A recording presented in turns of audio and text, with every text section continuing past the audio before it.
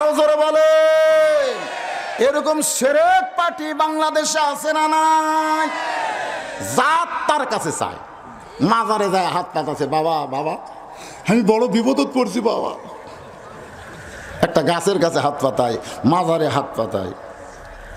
আমি প্রথম 11 সালে যখন হজ করতে গেলাম, আমি মদিনায় গিয়ে রাসূলের রওজার পাশে এভাবে 2 হাত তুলছি, মানে আমরা কবর জিয়ারত যেভাবে করি, তো নবীর রওজার পাশে একটু হাত তুলছি। কেবল হাত তুলিছি বাজান, ইতিমধ্যে ওখানে পুলিশ থাকে।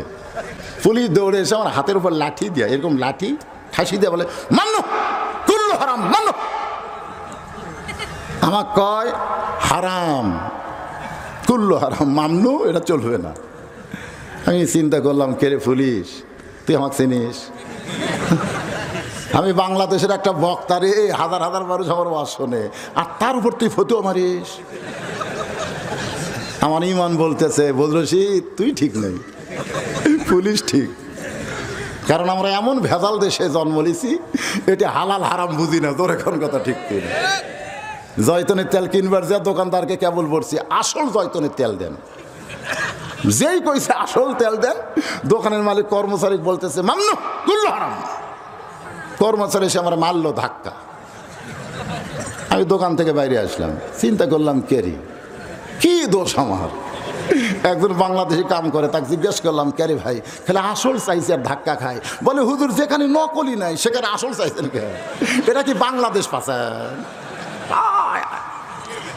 আমি বললাম এখানে নকল নাই কেন?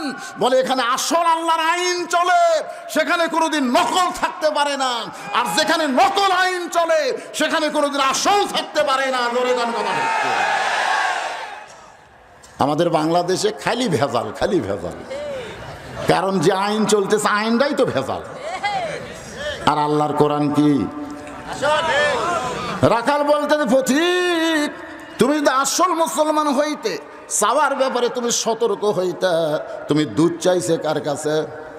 যেই বলছে তুমি দুধ চাইছা কার কাছে, সঙ্গে সঙ্গে ওমর ফারুকের চোখ দিয়ে দর দর করে পানি পড়তেছে। ওমর ফারুক বলে, আল্লাহ যখন তোমার কোরআনের সমাজ চালু হবে, তখন ওমর যদি ভুল করে সেই ভুলটা রাখাল ধরতে পারবে। আজকে কোরআনের আইন মসজিদে চালু আছে না নাই? আছে না নাই? যদি ইমাম সাহেব আসরের 4 রাকাতে 3 রাকাতে বসে, আপনারা কি বসে থাকবেন? কি বলবেন? আল্লাহু আকবার। তার মানে কি? লোকমা দিচ্ছেন। ইমাম মানে কি? নেতা। ধরে কারণ ইমাম মানে কি? তাহলে মসজিদের নেতা ভুল করলে আপনারা লোকমা দেন। আপনাদের সমাজের এমপি চেয়ারম্যান যদি ভুল করে লোকমা দেন? খালি দিয়ে দেখেন।